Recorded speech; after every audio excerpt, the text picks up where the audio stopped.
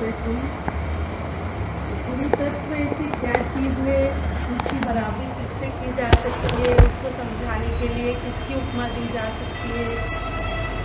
किस चीज़ से उसकी उपमा देकर समझाया जा सकता है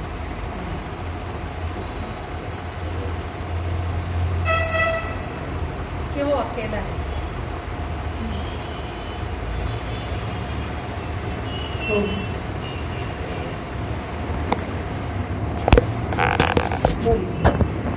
सच्चिदानंद भगवान की जय, सद्गुरुदेव भगवान की जय।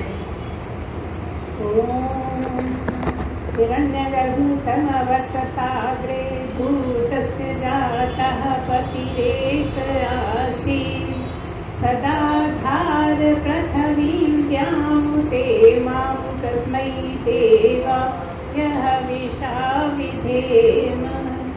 ओम शांति शांति शांति। सच्चिदानंद भगवान की जय, सद्गुरुदेव भगवान की जय। एक प्रश्न है कि भगवान को कैसे पाएं, परमात्मा को कैसे पाएं? हम चाहते हैं, लेकिन हमें ऐसा लगता है कि गुरु के सानिध्य में रहना आवश्यक है, गुरु के साथ रहना आवश्यक है। तो हम ये कैसे हल करें ये बुद्धि अपनी कि गुरु के साथ रहें, किस तरह से रहें और क्या करें कि हमें वो हासिल हो जाए परमात्मा। एक प्रश्न ये है कि वो तत्व कौन सा है जिसको परमात्मा कहते हैं, जिसको आत्मा कहते हैं, वो तत्व कौन सा है, उसकी बराबरी किससे की जा सकती है, कौन है ऐसा जो उसके बराबर में रखते हैं? समझा दें, लेकिन कुछ ऐसा समझ में नहीं आता, कहते एक ही है तो एक ही कैसे? तो प्रश्न है और कुछ कई प्रश्न हैं जो पहले हम थोड़े के खत्म करेंगे, ठीक है? एक बार फिर से बोलिए, सच्चिदानंद भगवान की जय, सद्गुरुदेव भगवान की जय। कहा कि एक आदमी था जो नहाना चाहता था, गंगा नदी में नहाने के लिए, समुद्र कहो गंगा नदी कहो जो भी कहो, समुद्र का ज़्यादा जनता है क्योंकि बात परमात्मा की है, लेकिन गंगा नदी भी कहो तो कोई प्रॉब्लम नहीं। बात दूसरी है यहाँ पर, बात ये है कि वो जाता है नहाने और सुबह जाता है, जबकि नहा के तो उसको 10 मिनट में आ जाना था, भाई मज़ा आ रहा था तो आधा घंटे में आ जाना था, 1 घंटे में आ जाना था, लेकिन वो सारे दिन बैठा रहा वहाँ और शाम तक भी आगे तो वो नहाया नहीं। ऐसा क्यों हुआ? कारण इतना ही है कि जब पानी में उतरोगे तब नहाओगे, पानी में उतरने से ही डर रहे हो, वहाँ तुम जा ही नहीं रहे जिससे आगे की क्रिया हो, तो कैसे नहा पाओगे? ठीक ऐसा ही सत्संग का कि आप परमात्मा को चाहते हो, जानना चाहते हो, पाना चाहते हो, लेकिन परमात्मा की चर्चा नहीं करते, सत्संग में नहीं जाते, किसी गुरु के सानिध्य में नहीं रहना चाहते, गुरु के शरण में नहीं रहते, तो आप कैसे सत्संग को पा सकोगे? सत्संग को पाओगे तो परमात्मा को पाओगे।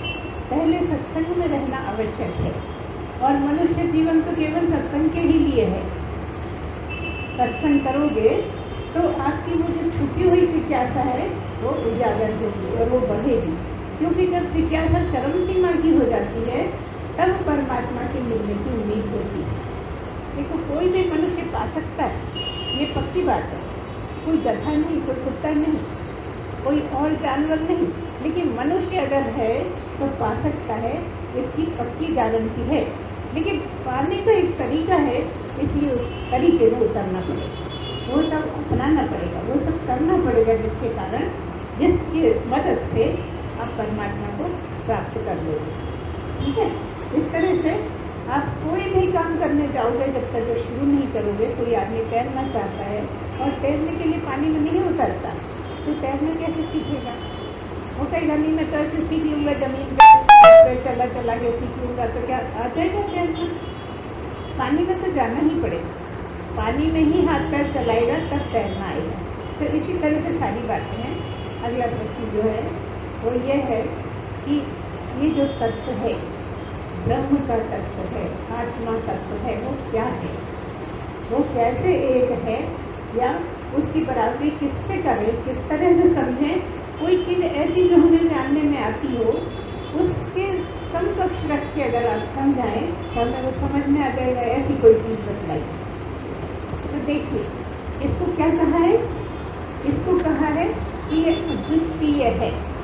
परमात्मा क्या है, अद्वितीय है, मतलब सब कुछ अद्वितीय है, लेकिन परमात्मा अद्वितीय मतलब उसके कुछ है ही नहीं, उसके जैसा दूसरा है ही नहीं, वो एक ही है। चाहे तुम उसको खुदा कह लो, चाहे भगवान कह लो, चाहे आत्मा कह लो, चाहे परमात्मा कह लो, चाहे राम कह लो, चाहे कृष्ण कर लो, आदि आदि बहुत से हैं जिन्हें तो नहीं जा सकते, लेकिन कुछ भी कहो बस है एक ही। कई लोगों का तर्क ये रहता है, हिंदू लोग तो बहुत सारे लोगों की पूजा करते हैं, लेकिन वो ये नहीं जानते कि पूजा एक की ही करते। किसी रूप का सहारा लेते हैं। रूप का सहारा क्यों लेते हैं? क्योंकि रूप के बहाने समझते हैं, रूप को जानते हैं, रूप से परिचित है। तरह तरह के रूप हैं, और रूप कैसे हैं? कोई मामा है, कोई चाचा है, कोई दोस्त है, आदि आदि जितने रिश्ते हैं सब इतने सारे हैं। तो एक परमात्मा भी होना चाहिए जिसको हम समझें कि ये परमात्मा, ये भगवान, ऐसा मन को लगता है। लेकिन हम आपसे ये पूछते हैं कि मान लीजिए कि आप एक पर्सन हो, एक आदमी हो, तो आप किसी के मामा हो कि नहीं, और किसी के चाचा हो कि नहीं, और किसी के नाना भी हो सकते, किसी के बड़े भाई हो सकते, किसी के छोटे भाई हो सकते। अकेले हैं तुम ही हो अकेले, लेकिन किस किस के क्या क्या लग रहे हो, ऐसा ही परमात्मा का है। जो जो जिसमें जो मूर्त देखता है भगवान में, उसी से उसको लगाव होता है और उसी में आगे बढ़ता है। इसलिए हम कई बार ये भी कहते हैं कि अगर मंत्र गलत मिला है तो भी आदमी पहुंच नहीं सकता। मंत्र उसकी मन भावन होना चाहिए, मंत्र उसकी रुचि के अनुसार होना चाहिए। कई बार जैसे गुरु लोग मंत्र देते हैं, बहुत सारी भीड़ को बिठा के और एक मंत्र दे देते हैं, लेकिन वो सबको सूट नहीं करते। जिसको जिस भगवान से ज़्यादा प्रेम है, उसके साथ रमता है मन, अच्छा लगता है, वो जानने के बाद उसी तरह का मंत्र मिलता है तो फिर उसमें मन लगता है।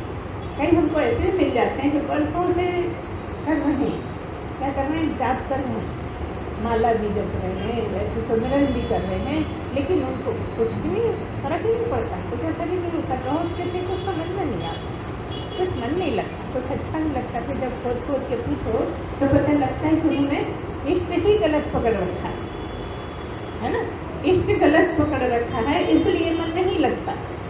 अगर आपकी कृष्ण में रुचि है तो आप कृष्ण के ही फोटो को इष्ट समझेंगे, कृष्ण को, भगवान को ही अपना इष्ट मानेंगे, तो आपका मन लगने लगेगा और ज़्यादा आप आगे चढ़ेंगे। क्योंकि शुरू में तो आप लीलाओं से ही बहलाएंगे ना मन को, इस जगत में रहते हो, इसलिए आपको वही सहारा लेना पड़ेगा जो मनुष्यों के साथ। धीरे धीरे धीरे धीरे जब बार बार सत्संग सुनोगे, बार बार सत्संग सुनोगे, तो जानोगे कि जो मुझ में बैठा है वही इसमें बैठा है, वही इसमें बैठा है, वही इसमें बैठा है, वही इसमें बैठा है। तो जो कृष्ण में बैठा है वही राम में बैठा है, वही शिव में बैठा है, वही गणेश जी में बैठा है, आदि आदि जितने भी भगवान हैं, वही खुदा में भी बैठा है, वही प्रभु यीशु में भी बैठा है। आप कितना भी अलग अलग नाम ले लो, यह सारा समूह एक को ही मानता हो, खुदा को, लेकिन वो तो सब में बैठा है। प्रभु यीशु में ही बैठा है, पूछने वाले के अंदर बैठा है कि नहीं बैठा, किस में नहीं बैठा। कोई दावा करे कि हम में नहीं बैठा, अगर कोई दावा करे आके हमसे बात करें, हम उसको बताएंगे कि क्या सही है, कैसे गलत समझ रहा है। तो यही बताने की बात करी है कि वो जो एक में बैठा है, जैसे पानी है, पूरा समुद्र का जल, तो तब जो समुद्र के जल को जल नहीं कहते, गंगा जी के जल को जल कहते, तो नहीं कहते। समुद्र का जो पानी है खारा होने के कारण जल नहीं कहलाता। गंगा का मीठा जल है तो वो जल कहा जाता है। कुएं का भी जिसका बहुत मीठा जल होता है तो जल कहते हैं, और अगर खारा निकलता है तो गाँव में उसको पानी कहते हैं, उसको जल नहीं कहा जाता। तो ऐसा ही बात है कि जो मीठा है, मीठा मतलब कोई शक्कर डाला नहीं है, लेकिन खारा नहीं है। जल का तो कोई स्वाद ही नहीं है ना। कोई कहे कि ये जल लो, इसको चख के बताओ क्या स्वाद है, तो कोई स्वाद होएगा। अच्छा, अगर स्वाद होएगा मीठा तो आप कहोगे शरबत है, और अगर मीठा भी नहीं हो, नमकीन भी नहीं हो, तो क्या कहोगे? जल है, पानी है ना। तो ऐसे ही जैसे समुद्र में बहुत सारी लहरों की अभी चर्चा हुई थोड़ी देर पहले, बहुत सारी लहरें उठती रहती हैं, ठीक है, और सब तरह की उठती हैं। कोई छोटी है, कोई बड़ी है, कोई बहुत बड़ी है, और एक के पीछे एक दौड़ लगाती रहती है ना। बहुत तेज गति से सब दौड़ती रहती, और कहाँ जा रही हैं बताओ? जा कहाँ रही? किसको ढूंढ रही है? ढूंढ किसको रही है? वो जल को ही ढूंढ रही है। जल में नहीं रहती क्या, और ढूंढ रही है जल को। ऐसा ही हमारा हाल है कि हम हैं जल ही, लेकिन लगता है कि परमात्मा को ढूंढे। हम परमात्मा के ही रूप हैं। परमात्मा आपका स्वरूप है, और आप परमात्मा के रूप हो अगर आप वहाँ तक पहुँच जाओ। किसी भी संत को परमात्मा भगवान क्यों मानते? क्योंकि वो हो ही गया। तो क्या पहले नहीं था? पहले भी था, इसमें कोई शंका नहीं, लेकिन क्योंकि जानता नहीं था, समझता नहीं था, इसलिए नहीं था, इसलिए मनुष्य था। तो मनुष्य में और भगवान होने में कितनी दूरी है? एक कदम की बस। लेकिन वो एक कदम कितना है? पहाड़ के बराबर। कहीं भी आप देखिए जब लहरें आती हैं, एक के पीछे एक जाती हैं, तो चलती हुई से दिखती हैं, ऐसा लगता है कोई बहुत तेज आ रही है, बहुत प्रेशर से आ रही है। लेकिन क्या चलती है? क्या जल कर सकता है? बिना लेके आप गिलास में ले जाओगे चलेगा, लोटे में ले जाओगे चलेगा, सुराही में ले जाओ चलेगा, लेकिन क्या वहाँ चल रहा है? नहीं, चलता नहीं है। आपको ये सुन के आश्चर्य होगा कि जल चलता नहीं है। वो जो चादर है एक, केवल हवा से ऊपर नीचे ऊपर नीचे ऊपर नीचे होता है। जैसे कभी कभी आपने देखा होगा बिस्तर पे चादर बिछी रहती है ना, तो उसमें सल्ले होती हैं ना, आप कैसे निकालते हो? यूँ करा, सर निकल गई, चादर बदली क्या? क्या यहाँ की वहाँ चली गई क्या? कहीं नहीं गई, चादर जहाँ की तहाँ है, लेकिन वो लहर जो थी वो धीरे से करके निकाल दी। ऐसे ही पानी का है। पानी कोई ऊपर नीचे होना जो दिख रहा है वही लहर है। जो ऊपर नीचे हो रहा है वो जल से अलग है क्या? वो पानी से अलग है क्या?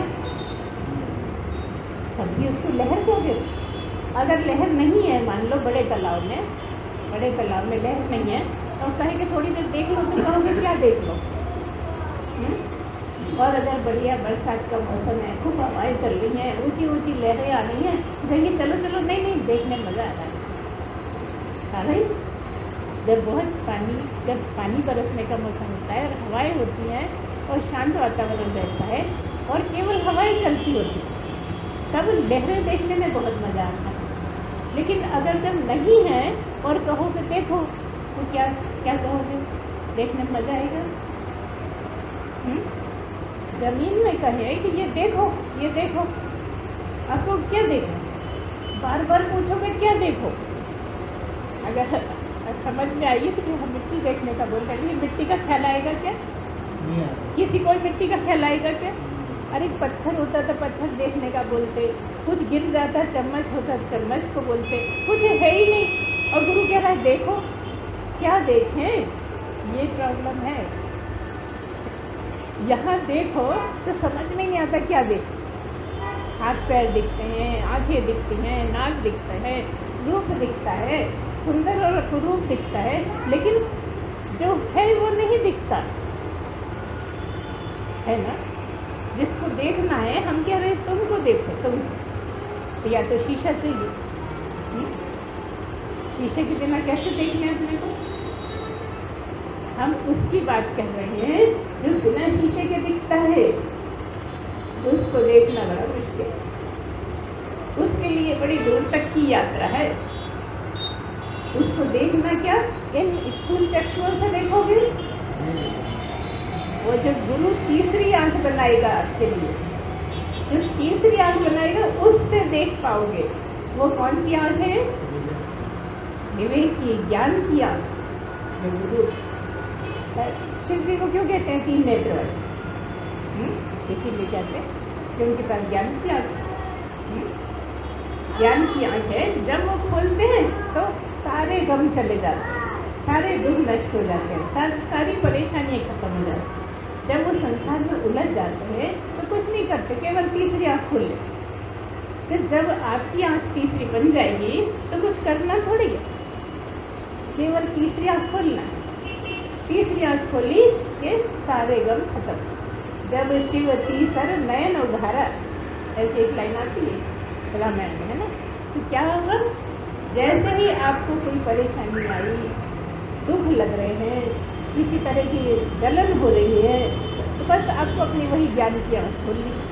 एकदम ज्ञान में जैसे हम इस तरह से ही बताते हैं आपको कई बार कि जैसे कोई मेंढक होता है तालाब के किनारे, नदी के किनारे घूम रहा है, उचट उचट के इधर उधर जा रहा है, लेकिन जैसे ही कोई खतरा आता है तो क्या करता है?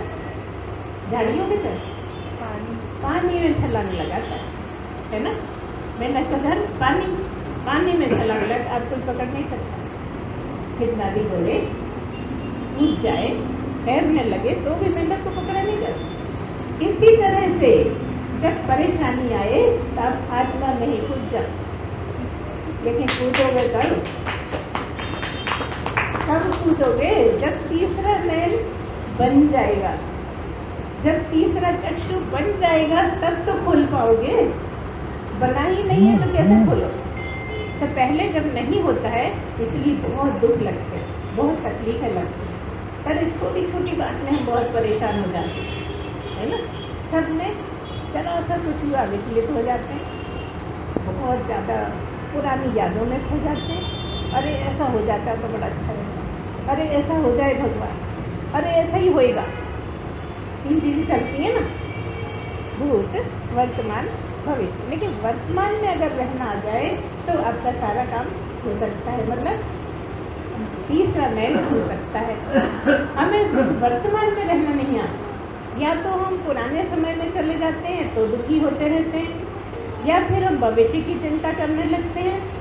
अगर कोई साधक केवल वर्तमान में रहना सीख जाए तो वो परमात्मा को पालेगा। क्यों पालेगा? क्यों पालेगा? क्योंकि वो था नहीं है, वो होएगा नहीं, वो है। जो है उसका था का कोई परवाह नहीं है, वो तो अभी के अभी है, अभी इसी क्षण है। उसका कल होगा ऐसा नहीं है। इसलिए जो सदा है उसको कहाँ ढूंढोगे? तुम सदा हो ना, तो जब तुम जागते होते हो तो तुम हो कि नहीं हो? सोते हो तो हो कि नहीं हो?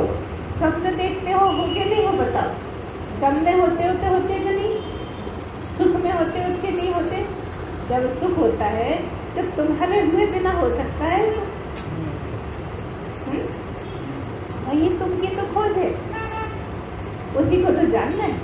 वही तो परमात्मा तत्व है जिससे ये जान पाओ कि मैं हूँ, बस मैं हूँ, इतना ही। इतना समझ में आ गया कि मैं हूँ।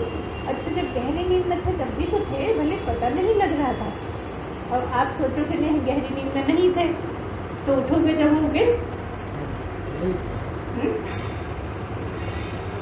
ये बता दो, जब होगे तो मतलब गहरी नींद में भी होगे, जगते में भी थे और उठने के बाद भी थे, तो निश्चित है कि गहरी नींद में भी होगे। अगर उठने के बाद नहीं होगे तो हो सकता है गहरी नींद हो ही नहीं, निपट ही गए हो, है ना? तो तुम्हारा होना ही तो जानना है। बस तुम्हें इतना समझ में आ जाए कि हर हालत में मैं हूँ तो गम है, मैं हूँ तो खुशी है, मैं हूँ तो भविष्य है, मैं हूँ इसलिए भूत था। मेरे हुए बिना कुछ हो सकता है? मेरे हुए बिना कुछ भी हो सकता है क्या? दिन होगा मेरे हुए बिना? जरूरी तो होता रहेगा, मैं हूँगा या नहीं हूँगा, लेकिन पता नहीं ऐसा नहीं। आप ही तो सदा रहते हो, केवल शरीर बदलते हो। आप कहीं जाते नहीं, आप कहीं से आते नहीं, आप खाते नहीं, आप पीते नहीं, आप चलते नहीं, आप कुछ भी तो नहीं करते, लेकिन रहते हैं, सदा रहते हैं। ये सबको समझ में नहीं आता। जल्दी जो शुरू में सुनते हैं उनको बनने नहीं पड़ती ये बातें। बड़ी गूढ़ बातें हैं, बड़ी गहरी बातें, जो सुनते जाते हैं, फिर उनको आनंद आना शुरू होता है कि मैं हूँ, इसलिए तो सब कुछ है। अगर मैं नहीं तो कुछ नहीं। पत्ता किसके सत्ता से? पत्ता भी अगर हिलता है तो किसकी सत्ता से? हम तो कह रहे हैं तुम्हारी सत्ता से। हम तो परमात्मा की कह रहे हैं, जैसे वो कहीं वहाँ रहता ना, वो हम कह रहे हैं कि पत्ता हिला या किसने देखा? ये कौन कह रहा है कि वो पत्ता हिल रहा है? तो जो कह रहा है, जो देख रहा है, वो कौन है? वो तुम्हारे अंदर बैठा है। तुम्हें लगता है शरीर बोलता है। अगर शरीर बोलता है तो सारे मुर्दे बोलने लगते। किसी मुर्दे को बोलते देखो। कई बार जाते हो 11 बजे ले जाने के लिए, जाते रहते ना, सभी को जरूरत पड़ती है जाने की। लेकिन कोई ऐसा हुआ कि मुर्दा बोलता हो, तो कौन था जो बोलता था उसे? तो कौन चला गया? आप बोलो, कौन चला गया? हम नहीं बोल सकते कभी गया तो नहीं। मैं तो तब ही हूँ, लेकिन कनेक्शन टूट गया जिसके सहायता से पता लगता है। वो क्या? अंतःकरण। बिना अंतःकरण के नहीं बोला जा सकता। अंतःकरण है, इसीलिए बोल पाते हो। सोते में अंतःकरण सो जाता है, सोते में अंतःकरण पर आत्मा में लय हो जाता है, इसलिए कनेक्शन टूट जाता है। तो आत्मा से कनेक्शन नहीं टूटा। आपका अंतःकरण आत्मा में छूट गया, और जब जागे तो अंतःकरण जग गया। आप सोए थे बड़ी गहरी नींद में, सोते में पता था कि आप गहरी नींद में सो रहे हो। अच्छा, सपना देख रहे थे, सपने में पता था कि मैं सपना देख रहा हूँ। किसी को पता है? सपना सोते में पता लगता है कि सपना देख रहे हैं? तो कब पता लगता है? जागने में पता लगता है कि मैंने बड़ा डरावना सपना देखा, आज तो बड़ा अच्छा सपना दिखा, कहते हो ना। लेकिन अगर मान लो कि बहुत डरावना सपना है और तुम्हें नींद खुल गई, तो खुश हो गए कि दुखी? अच्छा, बहुत ज़्यादा अच्छा सपना आ रहा है, शादी हो रही है, पार्टी हो रही है, गप्पा-गप खा रहे हैं, और सपना टूट गया, तो अच्छा है कि बुरा? जगने पे अच्छा लगेगा कि नहीं? थोड़ी देर और सो लेते यार, खा लेते, क्या क्या बनना था पता नहीं, खा ही तो नहीं पाए। खुशबू भी आ रही थी, लेकिन खा नहीं पाए, फिर से आगे बढ़ने के लिए। तो एक इस तरह की एक बात है कि एक सेठ जी थे। सेठ जी को नींद आ गई। अब सेठ जी तो पैसे गिनते रहते हैं, सोते में भी उनको पैसे और दुकान ही दिखते हैं। तो जब वो सो रहे थे तो उन्होंने एक सपना देखा, एक ग्राहक आया। उस दिन सारे दिन कोई ग्राहक नहीं आया था, तो वही सोचते सोचते सो गए। अब जब नींद लगी तो उनके पास एक ग्राहक आया, तो कहने लगा कि क्या भाव है कपड़ा? तो इन्होंने कहा 50 रुपये मीटर। उसने कहा नहीं, 10 रुपये मीटर नहीं चलेगा। कहने नहीं, जाओ आगे दूसरी दुकान दे। कहने लगे नहीं, थोड़ा तो कम कर दो। कहले 20 रुपये चलेगा? कहने नहीं, तो बहस होती है। 30 पे आ गए, 40 पे आ गए, 45 पे आ गए। इतने में नींद खुल गई। वो नींद खुलने से पहले उसने कहा ठीक है 45 में ले जाओ। नींद खुलने से पहले सेठ ने कह दिया कि हाँ 45 में दे दूँगा, ठीक है ले जाओ, उसकी देर से तुम पच रहे हो मेरे साथ, 45 में ले जाओ। इतने में नींद खुल गई। कह रहे बड़ा नुकसान हो गया, 5 रुपये का तो फायदा हो रहा था, थोड़ी देर और नींद लगी रहती। ऐसा है मनुष्य का समझ, दिमाग, कि वो उसी में खोया रहता है जो दिन भर चलता है। लेकिन वो जिसके कारण, जिसके होते सब कुछ हो रहा है, उस तरफ बिल्कुल ध्यान नहीं जाता। जीवन गुजर जाते हैं, लेकिन नहीं पता लगता कि वो कौन है जिसके कारण सुख दुख आ रहे हैं, है ना, गम आ रहे हैं, हम चिढ़ रहे हैं, जल रहे हैं, खुश हो रहे हैं। कोई आया बड़े खुश हो गए, कोई आया तो चिढ़ गए। आइए बैठिए, मन हो रहा है धक्का देके बाहर भगा, कभी आइए चाय पीजिए, जल्दी से हम कह दें कि नहीं मत बनाओ, ऐसा मन में लगता है। और फिर अगर वो नहीं बोले, बनाना पड़े, अरे या मुझे पूछते ही नहीं तो अच्छा रहे। होता है नहीं तो क्यों होता है? ये सब भावनाएं कोई भगवान दे रहे क्या? बस यही हट जाए ना तो आप वही हो। तुम ना राम में क्या अंतर? यही तो अंतर ना, क्यों दुख से घबराए नहीं। राजा बनते बनते वनवास हो गया, रोए नहीं। और अच्छे मजे से खेलते कूदते राजा बनने लगे तो हंसे नहीं। वही राम है जो अगले दिन सुबह उठ के राज तिलक होने वाला है, राज्याभिषेक होने वाला है, लेकिन कोई फर्क नहीं, सारा नगर खुश हो रहा है, माँ खुश हो रही है, भाई खुश है कि राम राजा बन गए। लक्ष्मण जी सीता जो भी था, जब शादी नहीं हुई थी, लेकिन 3 माएँ तो थी, एक माँ रूठी थी, लेकिन वो भी बाद में, पहले तो वो भी बहुत खुश थी, लेकिन वो राजा बनने वाले हैं, इसके राम को कोई खुशी नहीं। हम आपकी पहचान करा रहे हैं, ध्यान दें, खाली विषयों में नहीं उलझे। हम कह ये रहे हैं कि जब राम का राज तिलक होने वाला था तो भी उछल कूद नहीं, और सुबह होते ही वनवास हो गया तो कोई रोना धोना नहीं, ये राम होते हैं। ये आत्मा में प्रवेश होता है, ये आत्मा में रहना होता है। अगर तुम इतनी प्रैक्टिस कर पाओ, पहले तो प्रैक्टिस ही करनी पड़ती है, झूठ नहीं बोलने की प्रैक्टिस करोगे तभी नहीं बोलोगे ना। मान लो कोई बहुत झूठ बोलता है, ठीक है, बड़ी मेहनत करनी पड़ेगी कि ना बोलूं, प्रैक्टिस करनी पड़ती है ना। करते करते करते करते करते करते एक समय ऐसा आएगा कि आदत पड़ जाएगी, है ना। तो यहाँ ये नहीं कह सकते नहीं भगवान प्रैक्टिस से नहीं मिलता।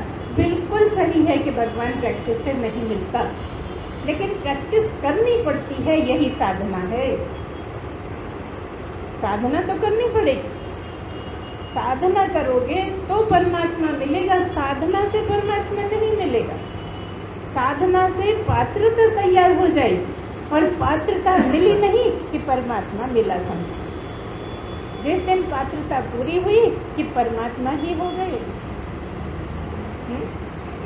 इतना कठिन नहीं है, बड़ा आसान सा है, लेकिन जब करने चलो तो अगर हमारी आदतें बहुत गलत हैं तो बरसों निकल जाते हैं सुधारने।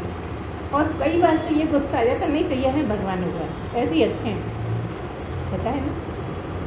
कह दिया कि तुम राग द्वेष मत करा, तुम निंदा मत करो, आदत तो बहुत है, कैसे नहीं करें। अरे हमने सोचा था नहीं करेंगे तो करने लगे। अगर इतनी भी शुरुआत हो जाए, अरे करके भी, तो समझो आगे बढ़ने लगे। लेकिन सारी कर ली, खूब देर कथा कर ली और बाद में कहा देगी, सब चलता है, थोड़ा बहुत तो चलता है, जैसा इतना तो होना चाहिए, तो इंसान कहेंगे। तो आप स्वयं ही करते भी जाते हो और पता है कि नहीं करना है, और अपने को माफ़ करते रहोगे जब तक कुछ भी नहीं होगा। आप किसको ढूंढने चले? आत्म तत्व को ढूंढने चले हो, जो अद्वितीय है। ये द्वितीय है, 1 2 3 4 5 6 100 1000 लाखों करोड़ों अरबों, है ना। लेकिन वो जो एक में है वही 1000वें में है, वही लाख वाले आखिरी पहले किसी में भी है, अरबों में भी है, तो वही एक है। उस अद्वितीय को ढूंढने के लिए आपको अद्वितीय बनना ही पड़ेगा। आपकी टक्कर में कोई लगे ही नहीं, ऐसे प्रयत्न करने पड़ेंगे जो कई जन्मों में पूरे हो पाते हैं। और अगर आ जाए, जिद पे आ जाए आदमी तो अभी इसी वक्त, जिद से नहीं चलेगा काम। ये दूसरी जिद है जिसको शब्दों में बयान नहीं कर सकते, लेकिन हम जानते हैं, पुराने सुनने वाले सब जानते हैं, सब हमारी भाषा समझते हैं, कब हम क्या कह रहे हैं, क्यों कह रहे हैं, कहाँ की बात हो रही है, सब आप पुराने सुनने वाले अच्छे से समझते हो, है ना। इसलिए ये शुरू में इतना ही समझना होता है, बस फिर उसमें रमना है। रमते रमते रमते रमते जब आप जितना ज़्यादा उसमें रमोगे उतने ही आपके सारे गड़बड़ियाँ निकल जाएंगी। जितना भी जमा है ना तब कब निकलेगा, जब उसमें पूरी तरह रम जाओ, इधर उधर का बार बार ध्यान नहीं आएगा। अभी क्या है, भजन करते हैं, माला फेरते हैं, नाम जप करते, फटाक से चले जाते, कभी वहाँ चले गए, कभी वहाँ चले गए, कभी वहाँ, यहीं बैठे यहीं है, लेकिन कहाँ कहाँ जा रहे हैं। जहाँ का सोचा वहीं पहुँच गए। अगर तुम भगवान का सोचो तो वहाँ है कि नहीं, वहाँ है कि नहीं, यहाँ है कि नहीं, यहाँ है कि नहीं। बस इतना ही अगर समझ पा रहे हो क्या कह रहे हैं, कि बस एक उसके सोचने का अगर आदत पड़ जाए तो कितना भी काम करते रहो, कितना भी मिलते जुलते रहो, बस उसी में रमे रहोगे तो वही हो जाओगे और कुछ नहीं करना। इतना आसान है परमात्मा तत्व को समझ पाना। जब हो जाओगे तो तुम अभी अपने को समझते हो, जो हो वो समझते हो। जब हो जाओगे तो जो होगे वही तो समझोगे, और क्या समझोगे, या यूँ कहोगे समझ जाओगे तो वही हो जाओगे, क्योंकि जाना ही तुम ही हो ही जाएगी, है ना। जिसने समझ लिया परमात्मा को, जान लिया, वो परमात्मा ही हो गया। ऐसा नहीं कि कोई मनुष्य है तो जान के मेंढक हो गया। मनुष्य तो दिखने में मनुष्य ही है, जैसे राम भी मनुष्य थे, कृष्ण भी मनुष्य थे, लेकिन क्या थे, भगवान। तो जब कोई मनुष्य भगवान को, परमात्मा को पा लेता है, ध्यान दीजिए शब्दों पर, जब कोई मनुष्य परमात्मा को समझ लेता है या परमात्मा को जान लेता है या परमात्मा से एक हो जाता है तो वो भगवान ही हो जाता है। जो परमात्मा हो गया, जो परमात्मा शरीरधारी है वो भगवान है। भगवान थे क्यों? भगवान राम क्या थे? ब्रह्म ही थे ना, भगवान ही थे। तो परमात्मा थे इसलिए भगवान थे। परमात्मा कौन तो सब में रहता है। अभी ये जो ज़्यादा जिन्होंने नहीं सुना है वो नहीं समझते कि परमात्मा क्या है, भगवान क्या है, जीव क्या है ना। ये बहुत सारा है समझने के लिए, जो हम समय समय पे सुनाते हैं। तो जो रेगुलर सुनते हैं उनको सब समझ में आता है। वैसे जो नहीं भी, नए भी है तो भी कुछ तो समझ में आता है, ऐसा नहीं कह सकते कि बिल्कुल नहीं आता। बहुत सी बातें हैं जो समझ में आती हैं, भले पहली बार सुन रहे हो। क्यों आती है? क्योंकि हम है ही वही, है ना। हम कोई दूसरे तो है नहीं, जिसकी बात कर रहे हैं वही हम हैं, तो भनक तो पड़ती है। लेकिन जो जिद में है कि नहीं हमें तो रूप ही चाहिए, हम तो रूप की ही बात करेंगे, हम तो प्रकृति की ही बात करेंगे, तो वो तो हर जगह हो रहा है, थोड़ी थोड़ी दूर पे हो रहा है। वहाँ भड़ास निकाल कर यहाँ तो बड़ा गूढ़ ज्ञान है, यहाँ तो ब्रह्म विद्या वाली बात है। ब्रह्म विद्या मतलब अंतिम सीढ़ी, इन सबसे अलग हो जाते हैं दिखने वालों से। दिखने वालों को तो हर जन्म में देखते रहे, हम खुद ही जन्म लेते रहे, दिखने वाले बनते रहे। अब वो बनना है जो नहीं दिखने वाला है, और वो तुम पहले थे। तुम नहीं दिखने वाले असली में, दिखने वाले बाद में। दिखने वाले कब हुए? जब शरीर लेकर आए तो दिखने वाले। ऐसा नहीं है कि भगवान राम का जन्म नहीं हुआ, तुम्हारा भी जन्म नहीं हुआ है, जन्म शरीर का हुआ है। तुम तो बस उसमें आ गए हो, तुम तो उसमें रहते हो। क्यों? कैसे है ये? कैसे मान ले? ऐसे मान लो क्योंकि तुम सब जगह हो, परमात्मा सब जगह है। पेट के अंदर ही है, बाहर नहीं, बाहर ही अंदर नहीं है। जब सब जगह है तो कैसे पैदा हो गए? पैदा तो शरीर हुआ, आप तो पहले से ही सब जगह उपस्थित हो, और जब शरीर बदला तब कुछ दिन के लिए दिखे नहीं, दूसरे शरीर में फिर दिखने लगे। तो क्या मतलब है? अव्यक्तादीनि भूतानि व्यक्त मध्यानि भारत, अव्यक्त निधनान देव तत्र का परिदेव। पहले तुम अव्यक्त थे मगर थे, आगे भी तुम अव्यक्त हो जाने वाले हो शरीर छोड़ने के बाद, लेकिन रहोगे तो तुम सदा हो कि नहीं? अभी हो कि नहीं? पहले थे कि नहीं? समझ में आ रहा है ना?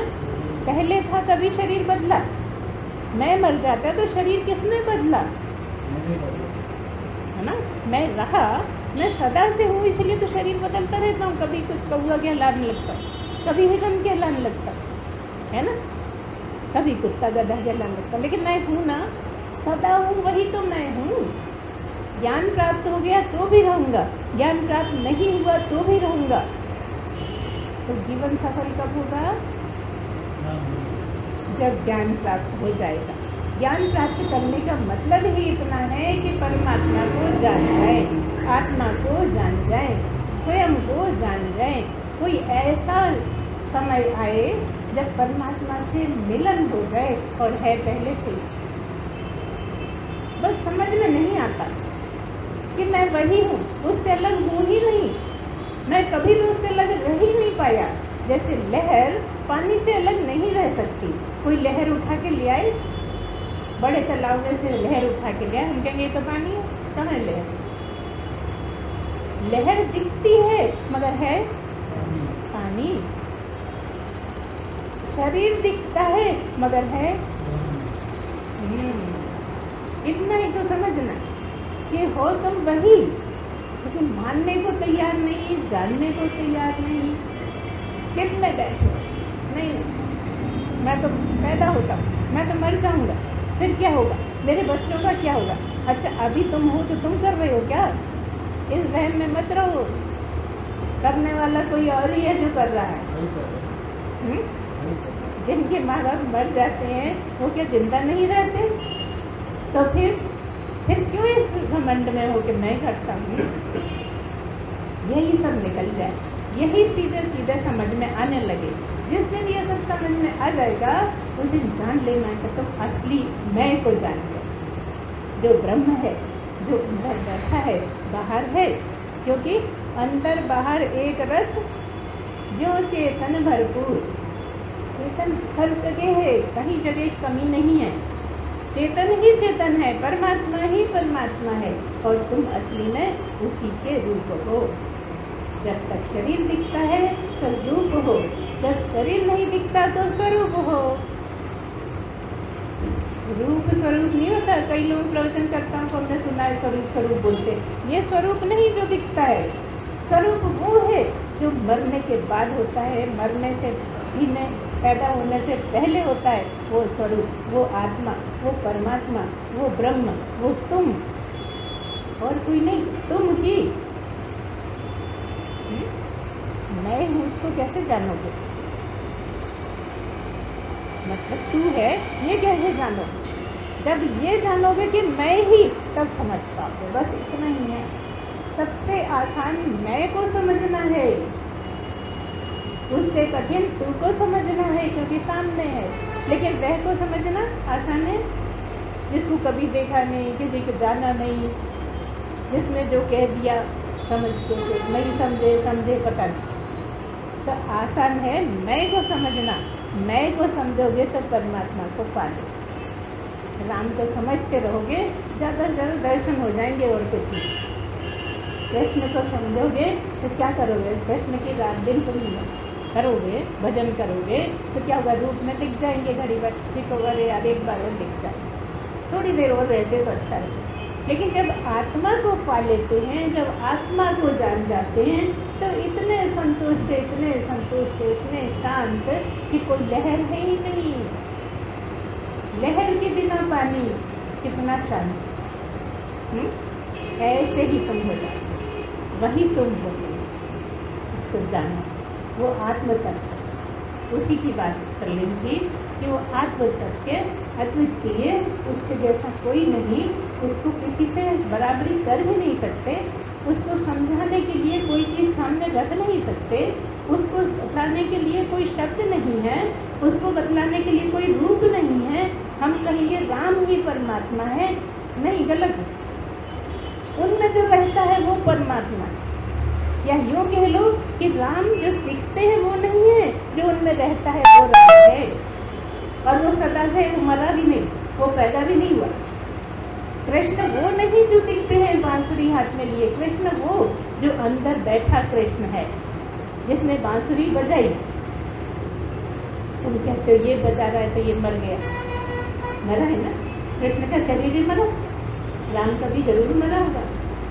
भले ही चर्चा नहीं होगी, सीता की चर्चा है, कृष्ण की चर्चा है, लेकिन राम भी मरे तो जरूर होंगे। तो वो राम नहीं जो मर गए, वो राम जो आज भी जीवित है, वो राम में राम बन के बैठे, वही राम जिसके होने से राम राम थे, जिसके होने से कृष्ण कृष्ण थे, जिसके होने से तुम हो, जिसके होने से तुम हो। उसको ही जानो, उसी को ही समझो। बस इतना ही होते सारा काम पूरा, फिर कुछ बचता नहीं करने कराने को। बोलिए सच्चिदानंद भगवान की जय, सद्गुरुदेव भगवान की जय। पूर्णमदः पूर्णमिदं पूर्णात् पूर्णमुदच्यते पूर्णस्य पूर्णमादाय पूर्णमेवावशिष्यते। ओम शांति शांति शांति। सच्चिदानंद भगवान की जय, सद्गुरुदेव भगवान की जय। ये भैया को दीजिए ना माइक, आप अपना बढ़ाओ। करिए ना। ये नहीं बोलते कितना भी कहते, क्या नहीं उधर बढ़ाओ, माइक से बोल दे दो। माइक से बोलोगे, माइक से बोलोगे तो बोलेंगे। अब नहीं बोलो, अब आगे बढ़ो।